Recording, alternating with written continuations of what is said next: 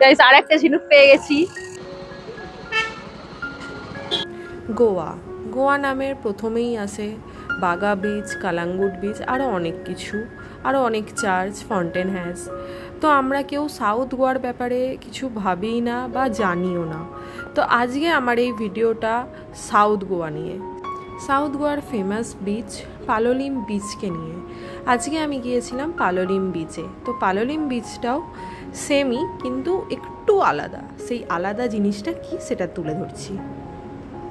প্রথমেই আমি বলে দিই, পালোলিম বিচ যেহেতু সাউথ গোয়াতে পড়বে, তো গোয়া এয়ারপোর্টে নেমে আপনারা কি করবেন আমি ডিটেলসে বলে দিচ্ছি। তো আপনারা যদি আপনাদের টাকা বাঁচাতে চান, বিশেষত আমি বলবো গোয়াতে এলে 8 থেকে 9 হাজার তো এমনিই খরচা হয়ে যাবে ট্র্যাভেল করার জন্য। ওখানে গাড়ি বুক করবেন, বেশি খরচা হবে। তার থেকে ভালো আপনারা স্কুটি বা কোনো কিছু রেন্টে নিয়ে নিন। স্কুটিটাই বিশেষত যদি আপনারা সোলো ট্রাভেল করছেন ভাবেন বা কাপল করছেন, তার জন্য স্কুটিটা বেস্ট। 500 টাকায় আরামসে পেয়ে যাবেন স্কুটি। আপনাদের তেল খরচা, আপনাদের সব কিছু কিন্তু আপনারা বাঁচাতে পারবেন। অন্তত তেল খরচা 9 হাজার থেকে তো কমই হবে। সাউথ গোয়া ওইখান থেকে এসে আবার নর্থ গোয়াতে যাবেন, সেই কারণে আমি বললাম যে স্কুটি রেন্টে নিয়ে নিন, খুবই ভালো হবে। আর একটা বলে দিই, যারা কলকাতা থেকে আসছেন বা এই অক্টোবর সিজনে আসছেন, এই সময়ে কিন্তু খুব ভিড় হয়। এই সময় কিন্তু চার্জটাও বেশি পড়ে। তো এখানে আমি হোটেল খরচাটাও বলে দিচ্ছি। হোটেল খরচার থেকে এখানে আপনি হোটেল খরচায় পার ডে 5000 লাগে। তো আপনি যদি চান তাহলে 5000ও বাঁচাতে পারবেন। এইখান থেকে একটু আগিয়ে গিয়ে এই যে বিচের সাইডে যে হোটেলগুলো থাকে সেগুলোর কিন্তু চার্জগুলো বেশি নেয়। আর একটু দূরে নেবেন, আরামসে আপনারা ট্রাভেল করে আসতে পারবেন। স্কুটি তো রেন্টেই নেওয়া আছে, খুবই ভালো। কিন্তু স্কুটি রেন্টে যখন নেবেন আপনাদের ডকুমেন্ট কিন্তু ঠিকঠাক থাকতে হবে। বাকিটা জানেনি, গোয়া যেরকমভাবে চেনে সবাই, গোয়ার মধ্যে সবাই দারু চেনে, অনেক কিছুই চেনে। তো এইগুলোর থেকে তো আমি তো বলবো আপনারা এইরকমভাবেই বাজেট মেনটেন করতে পারেন, অনেক ভালো হবে। এই বছর ফার্স্ট আমি দেখলাম অক্টোবর মাসে এত শেষে নভেম্বর পড়তে যায়, তাও কিন্তু এখানে মেঘলা ওয়েদার, বৃষ্টি হচ্ছে, রেগুলার বৃষ্টি হচ্ছে। তো কেন বুঝতে পারছি না। তো যারা অক্টোবরে বুকিং নিয়ে এসেছিলেন তারা অনেক সময় বলছেন যে স্কুটিতে রিস্ক আছে এরকম, কিন্তু কি করা যাবে, এই বছরেই প্রথম হয়েছে, কেন বুঝতে পারছি না। আর সাউথ গোয়ার সমস্ত বিচ আমি আমার ভিডিওর মাধ্যমে তুলে ধরছি আস্তে আস্তে। আপনারা চাইলে আমার চ্যানেলটা সাবস্ক্রাইব করে রাখতে পারেন আরও ডিটেলস জানার জন্য। হাই, আমি সায়ন্তিকা আর আপনারা দেখছেন আমার ব্লগার সায়ন্তিকা চ্যানেলে আরেকটি গোয়ার ব্লগ। তো গোয়ার ব্লগ আমি প্রায় 1 বছর পর দিচ্ছি। তো আজকের গোয়ার ব্লগটি হতে চলেছে পালোলিম বিচকে নিয়ে। আমি আগে দেখিয়ে দিয়েছি, আপনারা শর্টসেও দেখতে পাবেন, ভিডিওতেও দেখতে পাবেন। আমি পালোলিম বিচের ভিডিও আগেও শেয়ার করেছি, বাট সেটা অনেকদিন আগে ছিল, সেটা 2 বছর প্রায় হবে, 2 বছর আগে। তো জানি না সেটা কোথায় চলে গেছে। পোস্ট হয়তো করেছি, আমার এখন মনে পড়ছে না, আপনারা হয়তো খুঁজলেও পাবেন না হয়তো সাউথ গোয়ার।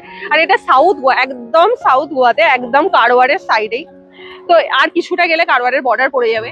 তো এই বিচটা খুব ফেমাস। আর এই বিচটার একটা স্পেশাল জিনিস আছে, সেটা আপনাদের দেখাচ্ছি, চলুন আসুন। এই দিকটা এই দিকটা খুবই ফেমাস। এই যে এখানে পাহাড়টা, এটা কিন্তু অনেক বড় পাহাড়। এটা শেষ হচ্ছে, কিন্তু এখানটা একটা জায়গা আছে মিডিলটা, এখানে অনেকেই যায় বোটিং করতে করতে। বাট এইখানে আর একটা পাহাড় আছে ছোট। তো এখানে ছোট পাহাড়টা আছে, এইটার সঙ্গে একসঙ্গে মিক্স হচ্ছে। তো এটা একটা টার্টেলের মতো।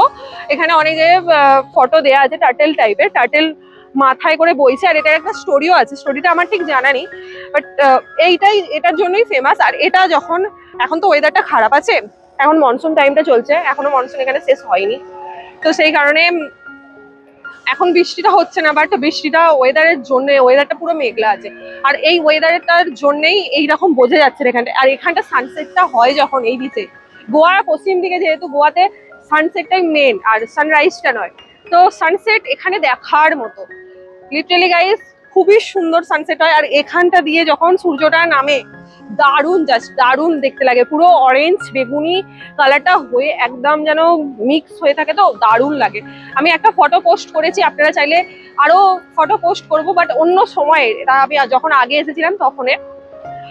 আমার এই কারণেই গোয়াটা ভালো লাগে। আমার সানরাইজ ভালো লাগে না, যেহেতু আমি ঘুম থেকেই উঠতে পারি না। তো ভালো হয়েছে আমার এখানে আমার হাজবেন্ডের পোস্টিং যেহেতু, তো আমার খুবই ভালো লেগেছে।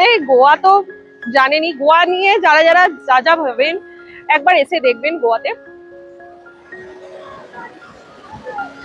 তো গাইস নাইট পার্টি হালকা ভাবে শুরু হয়েছে, যেহেতু মনসুন চলছে আগেই বললাম, তো মনসুনের টাইমে নাইট পার্টি গুলো খুব বন্ধ থাকে। আর আস্তে আস্তে শুরুর পথে, যেহেতু সামনে সিজন চলে এসেছে, অক্টোবর থেকে অলরেডি সিজন স্টার্ট হয়ে গেছে, যেহেতু সেই কারণে আস্তে আস্তে সব পার্টিগুলো ওপেন হচ্ছে। এখানে সব চেয়ার গুলো লাগাচ্ছে, আস্তে আস্তে দেখতে পেয়েছেন এখানে চেয়ার লাগানো হচ্ছে, ওইখানে তুলে দিয়েছে কিন্তু বৃষ্টি হবে বলেছিল বলে।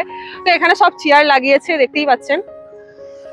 এখানে সবাই আরাম করে বলতে গেলে, আমি ঠিক জানি না। এখানে ড্রিঙ্ক করে, অনেকেই স্মোক করে, অনেক এখানে সবকিছু অ্যালাউ আছে। আরে আপনারা তো জানেনই গোয়াতে মদ সস্তা, বিশেষ করে কাজু বাদামের এখানে খুব ফেমাস একটা। যাই হোক, এই দিকটা পুরোটা নাইট পার্টি শুরু হচ্ছে আস্তে আস্তে। এখনো মেঘলা ওয়েদার, এখনো সন্ধে হয়নি, এখন 6:30 বেজে গেছে, এখনো পর্যন্ত সন্ধে হয়নি। আর সন্ধ্যেটা নামলে আরো সুন্দর লাগবে, এখানে পুরোটা সুন্দর লাগবে। আমরা অনেক সিনেমাতে দেখেছি এই যে এই হাউসগুলো, ওপরের যে হাউসগুলো, দেবের মুভিতেও দেখেছেন হয়তো, এই হাউসগুলো পুরো ওপরের। তো আমি সেখানেই এসেছি। তো বেশিরভাগটা শুটিং সাউথ গোয়াতেই হয়, নর্থে খুব কম হয়, যেহেতু নর্থ গোয়াতে বেশি ভিড় থাকে সেই কারণে। তো সাউথ গোয়াতে কম থাকে, বাট এখানে দারুণ দারুণ দৃশ্য আর পলিউশনটা কম আছে। একটা ঝিনুক পেয়েছি, দেখুন জাস্ট, দেখতে পাচ্ছেন এই ডিজাইনটা দেখুন। এর এই দিকটা আলাদা কালার, এই দিকটা আলাদা কালার। এই ঝিনুকটা আমার খুব ভালো লেগেছে, এটা আমি বাড়িতে নিয়ে যাবোই। তো বন্ধুরা, আমার এই ব্লগটা কেমন লাগলো, পালোনিম বিচের ব্লগটা অবশ্যই নিচে কমেন্টে জানাবেন। আরও যদি সাউথ গোয়ার ব্লগ দেখতে চান বিস্তারিত তথ্য সমেত, তাহলে আমাকে নিচে জানাবেন। আমি আরও অনেক ব্লগ দিচ্ছি, এরপরে সাউথ গোয়াতে আর কি কি আছে সেগুলো সব কিছু আমি ডিটেলস সহ বলবো। আপনাদের ভালো লাগলে অবশ্যই নিচে কমেন্ট করবেন। টাটা, বাই বাই, ভালো থাকবেন, সুস্থ থাকবেন, আবার দেখা হচ্ছে নেক্সট ব্লগে।